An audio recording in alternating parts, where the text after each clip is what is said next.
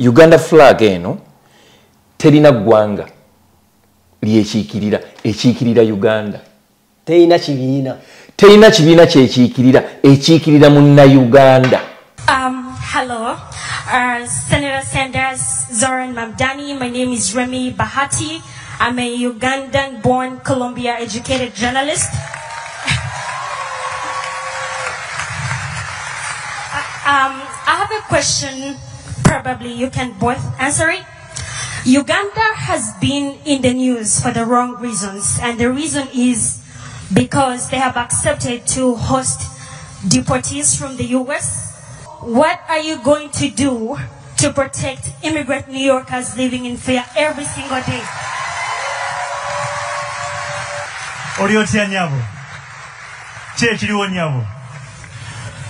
So I have to say a few words in Luganda to begin, because I'm a New Yorker, I'm an American, and also Ndimuna Uganda. Tulina okukozesa omukisa ogwa meya wa New York City okugukozesa in a positive way. Siku tutegeerako ebyo ebituvumaganya naye meya wa New York City afuuke omumuli ogutereeza ebibadde bikoze eki ebibadde biganye. He is a great inspiration eri banna Uganda abali mu diaspora. Kyensobola okugamba. Tosobola gamba nti no, never, it will never be. Oba kitegeera. Yesterday wenkolera waliwo omwami yabadde afuluma kati ngalo omukyala ayingiza aleeta omwana ku ssomero. Kati guy nangamba, hey, Uganda is now a New York mayor. Yeah. Kati ono omukyala yabadde aleesa omwana nagamba, he's my cousin. Wow. And I was like, coincidence. Wow. Ndi ku Sapientia by that time je nali nkolera. Balaba research je bakola nga face ya Matovu Junior, a presenter by that time at the station, yali erino kugenda ku kipande kya Zeyini as one of the faces at the forefront mu kulwanyisa obulwadde bwa mukenenya. There is a Ugandan yannemesa. Era bwe nagenda ku billboard za Canada wano nagamba nti kyebannemesa okutuukako e Kampala kati ate nkifunye ku stage esinga obunene mu nsi yonna. Nange nyina kyenfuna kati tolaba nti wali proud. Bangi bannayuganda bankubiranga baga ono yegwe oba koze yenze. I represented the black community in the shelter twasulanga. Kuliko n'abazungu oba walaba kuliko campaign eyo mu baddugavu nze na representing abaddugavu mu campaign. Actually ku billboard nze ndiko nzeka ng'omuddugavu. Si kyangu nkugamba nti kisa kya Katonda kubanga era niwe nabeeranga mwalimu abaddugavu bajjangako interviews naye okugenda ku billboard ngabola that moving billboard. Yes. It is only me. Chatwala almost how many campaign ali yawo ekyaliko nakati nga ne John nadde njogera ne mukama wange nanga I say billboard moving and I'm like is this my Aloysius and I'm like that's your man. Hey, you man, you're a big man. Abasajja bajjanga bazze kukuba bukubi bifaananyi naye nga balinga abazze oba wangambe ki nga balinga abazze okukwata movie kubanga bakuba bifaananyi with the still camera. Yes, naye nga batadde wali yawandise production house. Bateekawo production yalinga production house. Si bino yaganti yazze n'essimu ye bakolewe bati tujja biterereze nedda professional cameras signing agreements zotasobola na kutegeera wasigninga mpitiri nkutidde waliwo ezajja online ne wabaawo ezajja pen on paper ntiizikiriza kibawadde mbakkiriza mukozese si kwefuula bakwata ne audio video. You are watching The Answer Channel, a solution to every situation. Subscribe right now. Kwanirizaako nnyo ssebo. Leka kalamu. The answer. Oli otya taata? Nkole ki ndi bulungi sina buzibu. Ka Uganda flag. Tuddamu kuza bangamenti no tuddamu okubbulula eggwanga lyaffe okuva gye lyali lyazikibwa emyaka 40. Yes sir. Uganda flag eno terina ggwanga lyekiikirira ekiikirira Uganda. Terina kibiina. Terina kibiina kyekiikirira ekiikirira munnauganda. Simanyi tonayanjula program. Mbani yala weyanjule. Lwakuba tonakwanjula program. Ne simanyi wa His Excellency Robert Kyagulanyi Ssentamu gye yajja kwolesebwa n'agamba nti mu kampeni ya 2026 2031 mukwata Uganda flag. You know how proud Boberanga osanze flag ya Uganda anywhere you go. Yeah, of course. Badges tulawa neno juzi. Ku Queen's Gundi wali. Wano mu Toronto. For the first time in the last 40 years. Ngate yambukangako. Tiyambukangako. Zibeerawo meka. I think buli muntu nga akoze enteekateeka nga oyina ensi gy'ovaamu. Ekyogamba mbwe ekyaliwo nakati.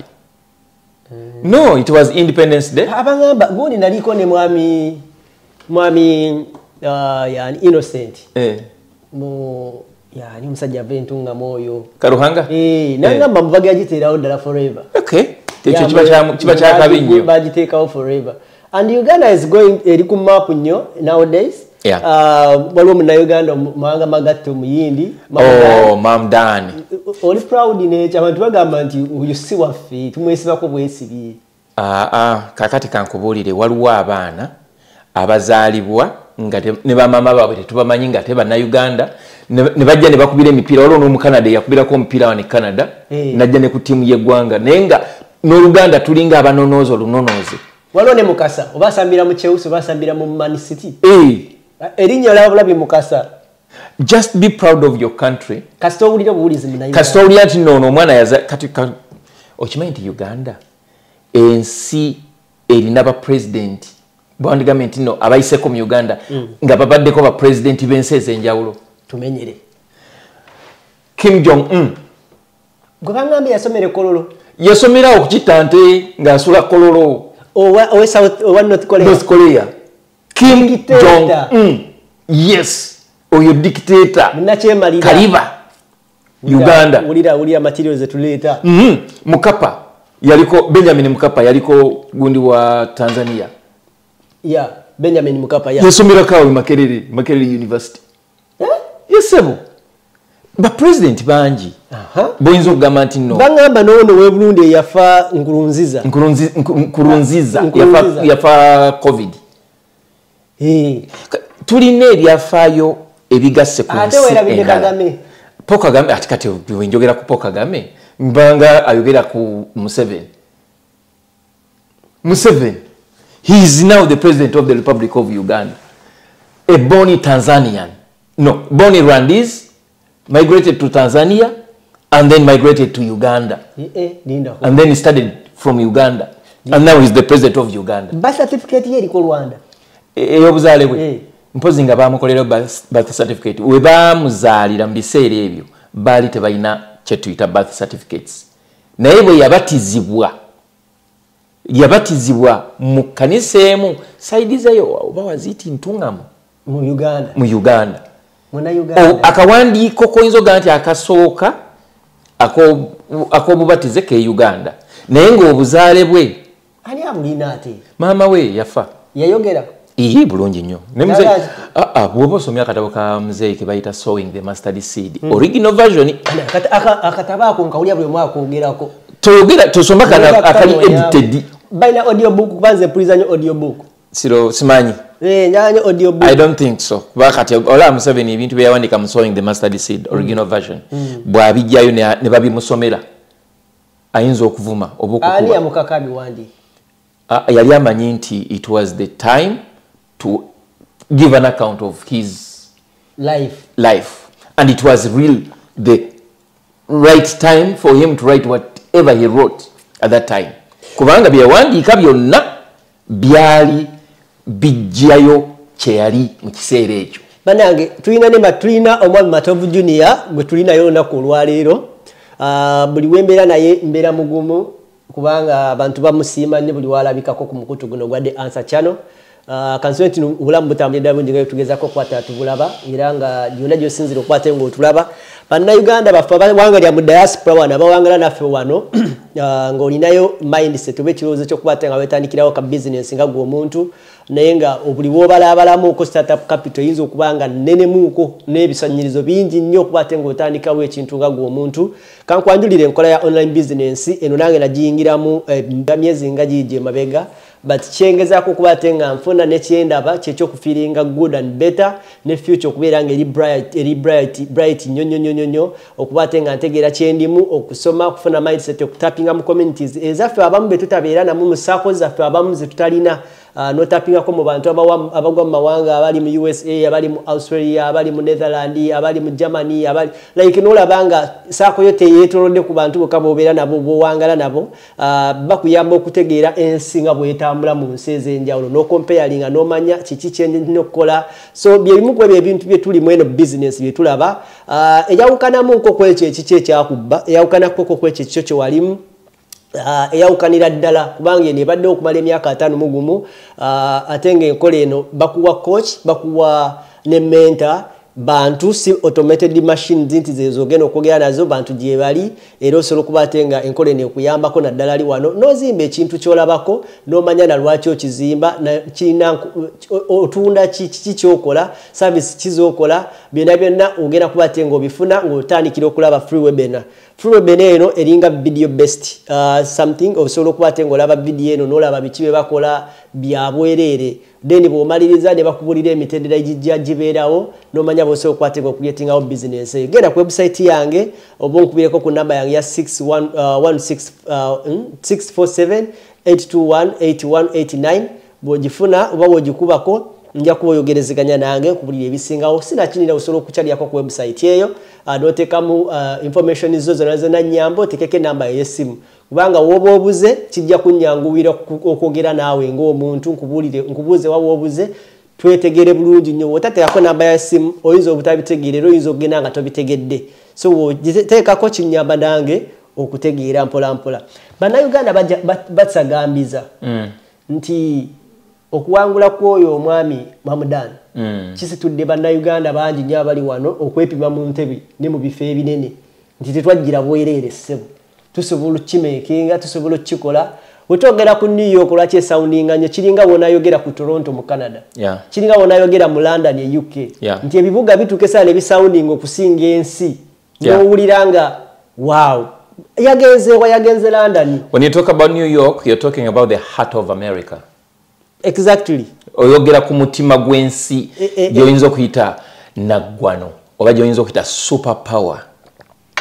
Ensi esinga amaanyi mu nsi yonna. Kati obwana mukulu oyo ali mu city gyali wakati mu kubeera nga yasagambiza n'okubeera nga agiyingiramu okuwangula kwe kusoundinze nnyo nga owulira Barack Obama we yasoundinga nga afuuse president wa United States of America nga Kenya esoundinga oyo omanyi America erina ebyafaayo byayo biwandiika ebiddako nti asobola okuba nga abadde mayor wa New York City ojja kwesanga nga either afuuse senator wa New York City asimanyi kwebyo bibiri kiro ekisinga obunene oba governor then mu myaka 10 ejijja tewewuunya nga ali kubwa president bagamba omuntu nga tazaaliddwawo kyova olaba ne Museveni mumuteekako question mark omuntu waba tazaaliddwa mu nsi mu America tasobola kufuuka president kati nga nange wano ssaawa zino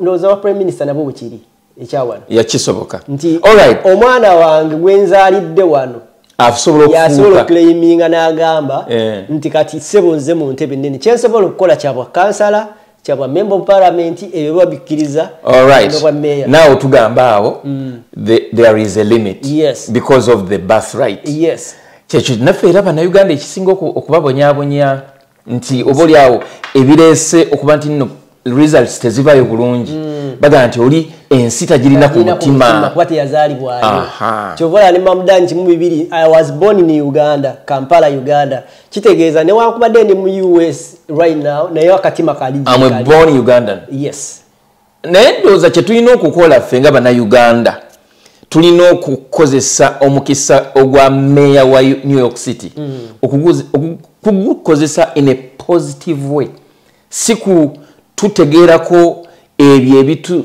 ngamentia ebituvumaganya naye meya wa New York City afuuke omumuli ogutereeze ebibadde bikoze eki ebibadde biganye kyensobola okugamba babuuzizaako nnyo munnange mwenna batulaba mwebale nnyo mwebale eddala nkomyewo nate bane mwebale bampa compliments nyingi nnyo ku program gye twasembayo okukola weewaawo mwalimu ne criticism nga bwe naganze criticism mba njagala waliwo yagamba mbu njogera nga Katonda.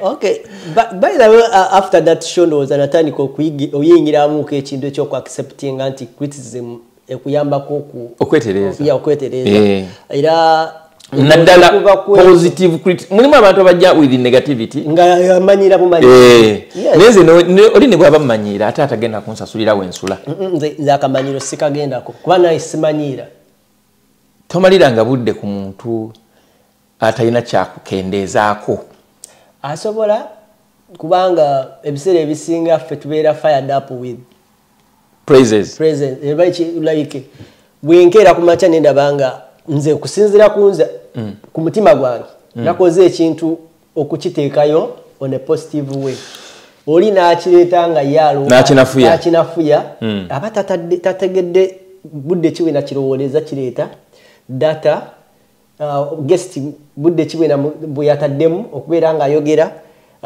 muteeremu amafuta gamutambuza ng'omuntu like obudde bw'okwogera ekyo ekintu n'obudde bwakuwadde batabuwadde ababusaanyiza within just okutyping neolowooza Katonda gyali eyo yonna gyali ali mu mbeera ki okusinziira ku bantu babayisa mu nsi kuba ffe nga abantu abalaba abantu bannaffe tusobola okwenyiigira naye ye yakutonda n'akuwa buli kimu naye n'otabeera appreciative oba kitegeera anyway kankujjeyo mbulya byoyagala byetwogere njagala tusooke ku meeyo oyo wetuvayo tuddeeka tumalirize bulungi n'ekyeka ekyabadde embalala tukiwunzike wamu bulungi nnyo so according kugwe tukkiriza nti nno omwami ono owuninge yeah of course aina ekintu kyabataddemu kyakutaddemu naye wano wooli wasuze n'otunuulira amawulire nga gwogera ku Mamdani Kampala Uganda oli otya sebo kyekiriwo sebo nekikuteekamu nayo n'ogamba I think one day one time I can become something. He is a great inspiration eri Bannayuganda abali mu diaspora kyensobola okugamba tosobola gamba nti no never it will never be oba kitegeera yesterday wenkolera waliwo omwami yabadde afuluma kati ngalo omukyala ayingiza aleeta omwana ku ssomero kati guy nangamba hey Uganda is now a New York mayor kati ono omukyala yabadde aleesa omwana nagamba he's my cousin. Wow. And I was like coincidence. Wow. Bwemaze okutwalayo omwana munda wenkolera bwe yakomyewo nangamba you're from Uganda? Yeah, I'm from Uganda. Njagala kulaga how proud a person can be nga afunye kugamba Oluganda lwe gwalina kakakwate nga atuse mu kifo ky'obuvunaanyizibwa oba nga ali mu ddaala eri mulabisa obulungi eri abantu abalala. Kati ono asobola n'okugamba nti he's my cousin right now. Naye ku bakafaananyi nga yabadde agenda ku firing squad. Kusirika kwennyini. There is a Ugandan who was put on a firing squad. Cousin wona ayitawo. Do you think yandibadaga he's my cousin? Tasobola kubanga ekijjidde ku linnya lye si kirungi. Naye olw'okuba nti kati ono ekyajjidde ku linnya lye kireetera omuntu okwenyumiriza. Kireetera buli muntu amulina akakwata ne gwe yali akubiddeko obukubizi ku ssimu. Actually kati oyinza okusanga abawala mikwano gye be yasoma nabo nga buli muntu agamba I used to sit with him, you know, buli muntu ajjayo buli story, buli muntu agenda kujjayo buli ka story eyakwata kamera nga bakwata akayimba ke akakasooka mu film gye nalabye gye bayitanga ndowooza Mississippi Masala oyo naye ajja kuva yagenze namukwata mu kamera buli muntu agenda kujjayo ekyafaayo ekimu connecting ku meya wa New York olunaku lwaleero. So that one gives us an inspiration. Nti Uganda nze nali nkola ku TV oba ku radio. Bwe natuuka wano sisobola kukola ki? Kukikola but nebadde njagala sharingirako abantu something about you. Ekintu kye nali so proud about you. Kwe kulaba Matovu Junior. Yeah. Ebimotoka bimpitako si kimu kibibiri nga kuliko ekifaananyi kyo nengenda ku station subway stations oba staff nga ndaba ekifaananyi kyo munnange nawulira bulungi ngolaba munnayuganda muno ali ku billboard ze Canada nga atambula ebimotoka bitambula biddeno biddeeri I think one day one time I want you to share us something ekyo the process we yaita bulikimu wecha ekyo ndikikubulya ne kansoka ate nkuweyo kino nze waliyo munnayuganda eyannemesa okugenda ku billboard za Zaini Zaini olwaleero Airtel waliwo campaign eyajja mu kaseera ako yali eyogera ku HIV and AIDS. They were looking for influential figures or faces ezaali ku forefront mu kulwanyisa akawuka ka mukenenya. I was an activist. Natandika okulwanyisa akawuka ka mukenenya mu 1998. What? 1998. Nze nga ngenda mu activities za Kampala City Council. Kakati because of my resilience, consistency and persistence, twatukanga mu kiseera nga banoga nti Mama Joanita Kawalia, nkutumiddeko Mama Joanita Kawalia. Nga ne Credits Commission batumanyi okuteekawo kye bayita media culture and something committee. It was because of us. Nga banoonya wetugwa in the Uganda AIDS Commission nga tebatutegeera. Naye cutting the whole story short, ndi ku Sapiens by that time gye nali nkolera. Balaba research gye bakola nga face ya Matovu Junior, a presenter by that time at the station, yali erino kugenda ku kipande kya Zaini as one of the faces at the forefront mu kulwanyisa obulwadde bwa mukenenya. There is a Ugandan yannemesa. Era bwe nagenda ku billboard za Canada wano nagamba nti kye bannemesa okutuukako e Kampala kati ate nkifunye ku stage esinga obunene mu nsi yonna. Tell me the process you might tell me. Because we've shared it. Yes, Kati already pretty proud about this guy.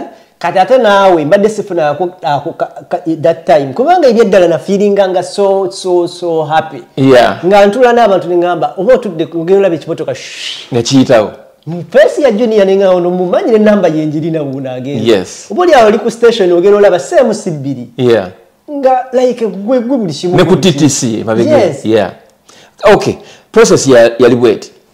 Oli muna Uganda wangalira mu diaspora, America, Canada, Australia, UK oba Germany. Ng'okola emirimu ebiri ku esatu, wabula nga tofuna kadde kawummula oba kwebaka. Naye nga tokyasobeddwa lwaki ssente z'olina ku akawunti yo tezeeyongerako? Toli wekka, bangi kuffe twaveeka n'ebirooto eby'amaanyi. Wabula oluvannyuma ne twesanga nga tukolerera kusasula bills zokka. Tusuba okubeerako ne famire zaffe, era nga tuwulira tetulina kye tuyinza kukola kukyusa mbeera eno. Wabula singa nkugamba nti waliwo enkola esinga eya franchise digital business ebaddewo okumala emyaka 5 mugumu. Mu nsi yonna esobola okuyamba okukolera ewantu wonna kasita obeera ne laptop oba essimu ssaako ne wifi nga okola n'omulimu gwo ate ekirungi nga teweetaaga bukugu bwonna bwa tekinologiya ng'ezimbiddwa okuyamba abajja ku kyeyo nga ffe okwekolera ensimbi esasula obudde bwo wamu n'ebyo by'osobwa. Tukutendeka ne tukuwabula ne ku buli mutendera ng'oyambibwako abantu ab'enjawulo abategeera gy'ova. Tetusuubiza mpewo wabula yeno sisitimu gy'osobola okutandika okuyiga leero. Bw'oba okoye okukola essaawa ennyingi nga teri kuwummula nga tulina ky'olaga kizivaamu, nyiga mu linki eyo wansi okumanya ebisingawo okuba ku simu ya Gerard Seguya oba gwe mumanyi nga Kakalamu the Answer ku +1647 821 8189 oba kyalina omutimbagano www.g-viepena.com. Process yali bweti we natuukira nga noonya obubudamu. Kifo kimaze ndoozi emyaka egisoba ne mu 50 nga kyaniriza abantu. Kati kyatuuka ekiseera nga kyagala okukola rebranding campaign. Tulina abantu bangi ababeerawo. Actually we natuukira ndooza waliwo abantu abasukka 7 ababeerawo, they come and go.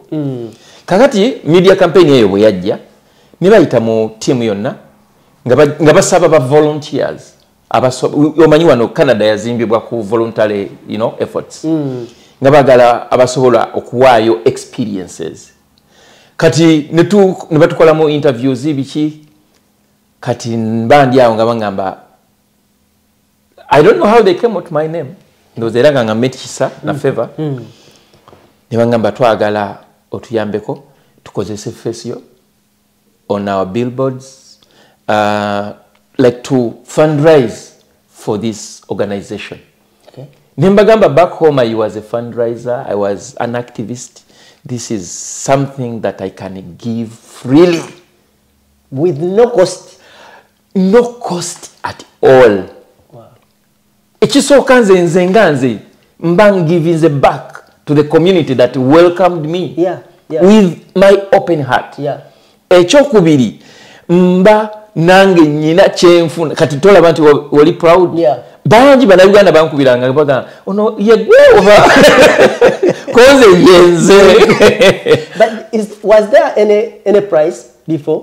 Kati offering your free something offer? Not really. Okay. Not really. Lwansonga omanyi wane ebintu byawo gyokomokola ekintu ng'okikoledde bwereere ate gy'osinga okukifunamu than okukiteekako price oba okitegeera okubeera modo oba okukuba ebifaananyi bakuteeka mu gundi eyo oba basobola okuwa sente.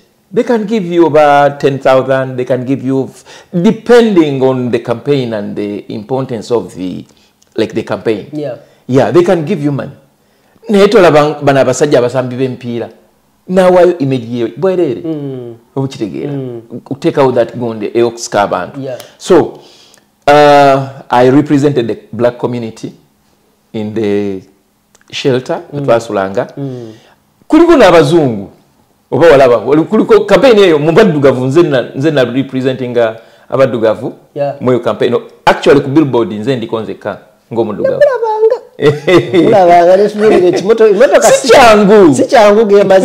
nkugamba nti kisa kya Katonda kubanga era niwe nabeeranga mwalimu abaddugavu bajjangako interviews naye okugenda ku billboard ngabola that moving billboard. Yes. It is only me. Chatwala almost how many campaign ali yawo ekyaliko nakati nga ne jo nadde njoga ne mukama wange nanga I say billboard moving and I'm like is this my Aloysius and I'm like that's your man. Hey, you man, you're a big man. Omanyi, they do not take such a posture on a moving truck for granted. Abazungu bamanyi value yacho. Let me tell you something. Omanyi nti abantu abamu waliwo ekintu kye batwalanga ekintu ekitono ninga kinene nnyo kati nga bw'okyogedde kyennyini olaba channel eno eriko abantu 9,000 egenda weza abantu 10,000 simanyi we kyaliwo naye buli bw'otuula omuntu nga mbogera naye nagamba hey, so you do some stuff on YouTube something like that. I'm like I also do that. Nakubuuza etambulete I'm about even to hit 100,000. What? You a big celebrity, man? Yeah. Like what you call it? Kubanga abazungu bali mchano bwabe bami nga bayina kamera nungi bayina ebintu ebyaddala naye nga bayinako views 13 nze nyina gundi instructor wange college jembadde nsomera ayina ebintu byakola biri amazing naye bw'otunuulira ku YouTube okaaba amaziga kati namulaga nze nagulawo TikTok I think nagigulawo around tuli mu mwezi ki tuli mu gwa 11 nagigulawo around May. Olwaleero TikTok account yange eri 6,000 kati omuntu wange not even a year buli wagitunya bwati agamba obuzitegera nenga ate nyina abantu ababaddewo emyaka 5 myaka 10 abadde ne guy yazze ku mulimu nga yabadde agenda kola Uber amini agenda funa kugira Uber ku Jerusalem no ku like ku kodalinga esimu nezikira najja nangamba nsaba kunnyambako nkyajingirako nemuteekerako omanyi baita elevator pick just a second kola biki wano wava wakoze era guy muddugavu nemugamba nze nva Uganda Kampala nagamba nemubuuza ova wanti nze mbeera Vancouver kati nambuuza nangamba what is the political situation environment in Uganda. Kitya ne munyonyola kati nalyoka ngamba ne mugamba nagamba lyokola bikikonze nali nkola ku radio nange ate nkola ku city TV yeah. Yes agenda okundaga omusajja gwe ntudde naye nga sitawedde emirimu imagine nga sitawedde yanga les boba no abantu bano bayene ekintu kimu tebasoka kuwa namba ya simu basoka kusaba ku addinga ku Instagram kati nagamba let's add ourselves on Instagram ngendo mo addinga ku Instagram tululira gayi nga superstar cha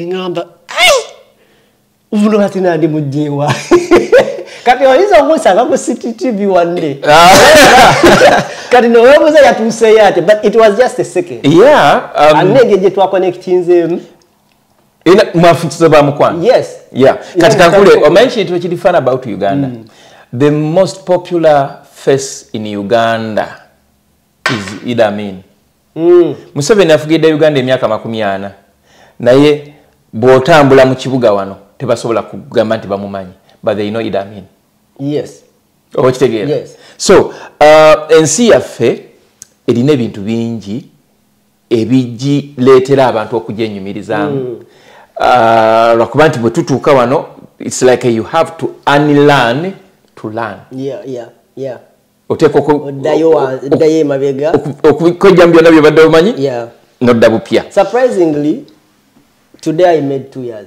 ever since I came to Canada. Wow, congratulations. Thank happy you birthday. Thank you. Happy welcome.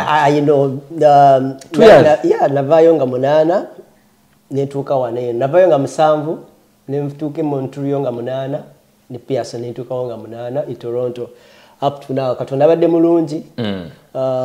Bingi bye tuyitamu byobulamu naye nze nina ekintu ekimu kyenjogera n'abantu abasinga abaweddemu essuubi ne mbagamba nti okufuuka kakalaamu kyantwalira almost 10 years kati omuntu wadde inagamba abo bali mu kubonaabona bali eyo tebalina it took me almost 10 years omuntu okutegeera okumanya nti kakalaamu singa abadde yandibadde bulungi nnyo kyantwalira almost 10 years wano tosobola kugamba nti within just 2 years oyagala nzimbe mabirizi nkole buli kimu kyoyagala nkole within mu first world country kijja kunneetaagisa okuddayo the way nzimbe kuba kiri kyatwalira 10 years mu nsi yange gye nazaalibwamu kati nze nkubulire sina accountability gye ngenda kukolera muntu gwe seebuuzaako nga nzija wano okay oyinza obutakyagala but let's I have my own.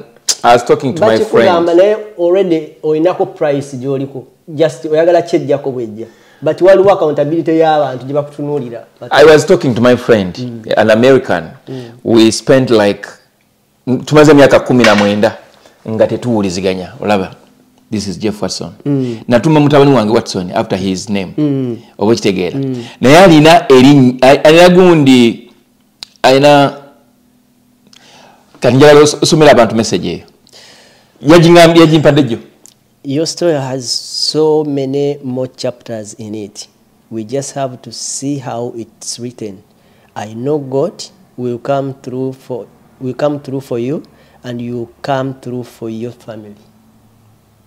Kadi muzungu for the last 19 years 19 years meka 19 your story has so many more chapters in it.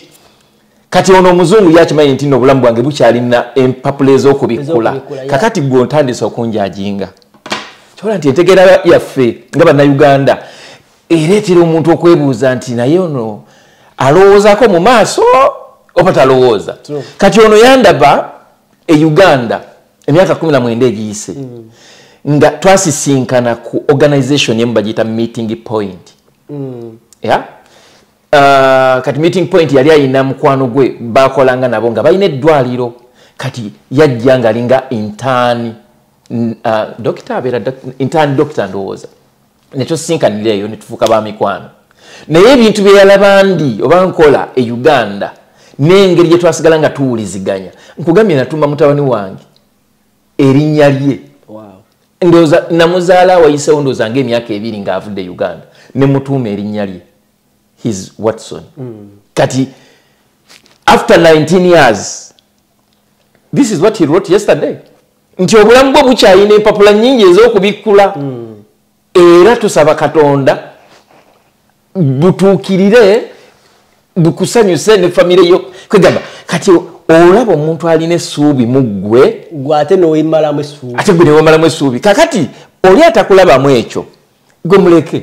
Waliwo omulala mu bantu 100 wasobola okubeerayo omuntu ogwo ow'omugaso mu bulamu bwo n'afuuka n'akuwa emmesage eyo ekuwa essuubi ewatabadde essuubi. Eno twatuuseyo ti tutuuseyo nga tuli wakati mu twabudde I like that. Nkyagala nnyo cause nga season eno ya politics ewedde ku channel yange bintu byakyukamu kubanga politics ajja nange nantuukako oluusi. Yeah, eno season tosobola kwewala politics. I want to create something like njagala tandika okukola kye bayita life lessons z'abantu ab'enjawulo. Abantu bibasobola kubanga mpuliranga nina ekintu kye njagala okukola. Oya kikola. Nga njagala abantu babeere nga channel ebayamba okuyigirako nga wawulira answer. Oja kikola the answer nga omuntu bwatuuka ku the answer afuna answer ya kyabadde abo kyanoonya. Oli wabanga ali worried okubeera nga ahitinga emyaka 3. Omuntu ahitinze emyaka 3 kiki kyalowooza omuntu kyasobola omuyigirako. Era bitukyalina ebintu binyinyi ebyokwogerako. Okimanyi nti nno waliwo abampita okubuulira enjiri mu kanisa yaabwe naye nga ekyabampisa lwakuba nti bampulira nga njogera ku Dembe FM mu programu ya kumutendereza ne bampita mu linnya lya Yesu nengoba n'emizimu ate nga okisobola andi buli muntu yeebuuza ate nga siri musumba nti ndi mwawule naye just I was talking about forgiveness. Era ekiro ekyo bangamba twagala oyogere ku kusonyiwa. Nenjogera ku kusonyiwa netekawo embeera mu congregation nempuliramu amaloboozi g'abakazi balinga 3 nga naye si be boogera naye nga boogererwako ndowooza ebyo ebyabateekebwako nedda sijja kumusonyiwa. Neŋŋamba Mukama Katonda nagenda kukola ebyamagero wano okitegeera nze waliwo ebiseera ebisinga Katonda wankolera ebintu Mwami Junior neŋŋamba naye Katonda olabika oyagalako ofuna pasita ebyaddala munnange kati omanyi omulokole oba omukkiriza yenna bw'ayogera ekintu ne wabaawo resistance nga bonogamba ne wabaawo ekifightinga back nga nono amanyi nti nno kyakozesa kyakulwanyisa the name Jesus si God but Jesus my God I don't know erinnya ninoga nti mpita Yesu oba Yezu obuli omuyisa otya naye n'oyita nti Jesus nga wali agamba nti nno nedda n'olyongera muliro ogwokya byolaba ne byotalaba. Ze nyina testimonies tujja kunyumya nti ogambye answer ekikulukuto nawona sigamba nti nze namuwonya naye Mukama ye yamuwonya ng'ayita mu nze ekikulukuto. Omukazi nange amaze emyezi 6 siva mu nsonga kuba tulina bye twasooka ne tusabira Mukama Katonda n'ayamba ne bivaawo nange kati kino kyo kiri personal badde sikikugambanga nakingamba ne muganedde ebyo eri Katonda byangu nnyo naawe ababadde bangoberera ku Dembe FM oba baali bangoberera bakimanyi testimonies zino naziwako ku Dembe FM nimuga agenda wali mu supermarket ogula amazzi nagula 1 liter 1.5 liter twali awo round about awo ya Lubaga olaba na Kabuusu Kabuusu okwano gambuka Lubaga road wano ogenda wano nga ku Mona Lisa oba ekyaliyo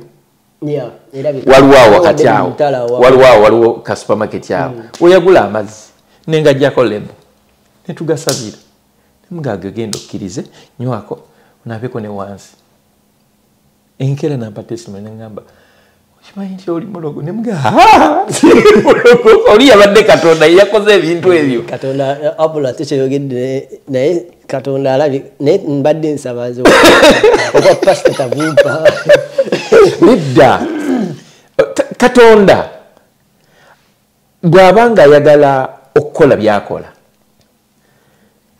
bankugambye ntya teweetaaga kusoma kubeera pasita kukkiriza kutegeera nti no okukkiriza kuleeta okuwonya teriyo muntu awonna abantu abo bolaba babeera mu kkanisa nga tavaawo ekimubeeza mu kkanisa libeera ssuubi nakukkiriza kati nkugulyayo nekana akasembayo tuleke tudde ku byatuleese okimanyi nti nno abakkiriza bangi abali mu makanisa abakeera ku makya ne babasumba abajja okgenda mu ggulu naye nga ababasumba tebagenda genda mu ggulu kuba ye agoyinga deep kuba ono ye asitula okukkiriza kwe kwonna n'akuteeka mu kifo mwasabira oli bamugamba ako ke katebeko n'abeera royo era bwajja waatuula tavaawo kitegeera paka bwagamba nti oba transport ya mbuzi leero sijja oba yafudde n'atajja n'abeera royo n'asitula okukkiriza naye nga n'oli amugamba nti ako katebeko alina kyagamugamba so bangi abatajja kgenda mu ggulu era obanga oyagala okutegeera nti katonda ono ali muzibu nnyo abafirika nooza tukabya kajanja bali mu afirika okwatayo n'okolayo ekigezo leero n'ogenda ku nnyimba z'abantu wano abayimba gospel wano ku YouTube n'oteekamu oluyimba lumu nodda mu comment section bujja okutegeera nti abantu balina ebizibu tukabya kajanja bana abasajja bayina ebirwadde binzi byesiwuliranga naku byowulira n'ogamba bannange kino kiki kigenda mu maaso waliwo testimonies musobola n'ogenda ku YouTube ne muzinoonya testimonies eziva mu Middle East how people encounter Jesus from Middle East gwokimanyi nti mu Middle East osanga omusajja nga yazaala omwana we omwana n'atuuka mu ssale ogamba nti atuuse okufuna omusajja taata w'omwana gwe yeezaalira n'amufuula mukazi we nti eddiini mbu kimanyi ddiini ki mbwe mugamba nti buli ekikuli okumpi osobola okukikozesa oba kitegeera omukazi obaani nenga omwana yamuzaale watali gamba nti nno baba bamumuteresa oba bamugamba mukuze gwazaalira ddala kati ne bava mu ddiini emu ne batandika okugettinga in contact with Jesus. Njagala tusooke tumalirize party ya gundi Mamdan.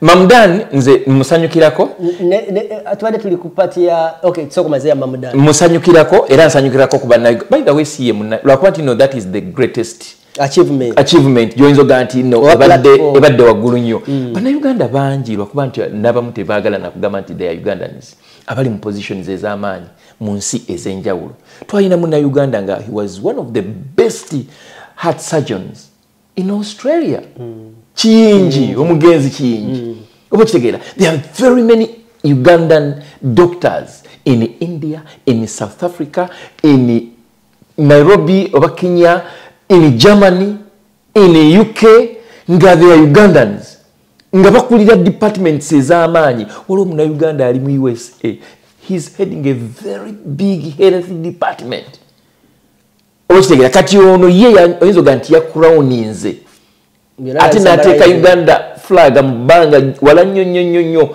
olw'ekifo kye kati gwe kwola olunaku lwe bali bakukuba ebifaananyi bakuba bifaananyi gwe mwali bameka buli muntu bamukolerangako okusinziira ku time ye kubanzi schedule zange nga birabo obimanyi kiki kyowalaba kyosuubira nti Uganda tetusobola kituukako mu setup mukwano gwange tusobola kituukako n'esimangu abasajja bajja nga bazzeeko kuba bukubi bifaananyi naye nga balinga abazze oba baŋŋambe ki nga balinga abazze okukwata movie kubanga bakuba ebifaananyi with a still camera yes naye nga batadde wali yewandise production house bateekawo production yalinga production house si bino byaga nti azze n'essimu ye bakolewe bati tujja biterereza nedda professional cameras signing agreements zotasobola nakutegeera nkutidde waliwo ezajja online ne babawo ezajja pen on paper mbakkiriza mukozese sikwefuula bakwata ne audio video simanyi lwakubayo sinagirabakola ne bakwata ne video maybe bajja bita oluvannyuma oluyita luto sebo yali production number wakamera nanzija wantutebweru antutewa I mean and waliwo nengoye endala ze nayambala sayambala gundi eyo kaje nalimu nyina I had my black shirt I like black na ina black shirt yange je nayambala era interview nagikolera black shirt very smart nendoza abazungu bamanyi gwe kakalamu. No, I'm so proud of you for thank you kyewakolanga mutolo ate kati nawe olinga ali mu New York kubanga New York ya Canada okubeera nga kyetala buli wamu kyuma kya Yesu yankwire sunangamba togenda kunjoga kutuuka ku kino omanyi kyuma kya Yesu ayina billboard gye namusangako ku gundi ku parliament naye ndowooza oba yali campaign kisimanyi namusangako awo kanga sebo nze wandese ku street yali yayiriba ali ku store nga truck parkinga nakuba ekifaananyi nanga naye matovu kakati binate bikitemugamba naye mukama byaleeta ebyo. Wow. Yeah. So ndowooza bitamye bajja bumpa jakuwa nebifaananyi abantu balabe basobola okubate nga bategeera ki kyetwogerako ne fire ffe gye tuwulira nga bannayuganda njakakuwa okatereyo n'abantu bakalabe. Yeah.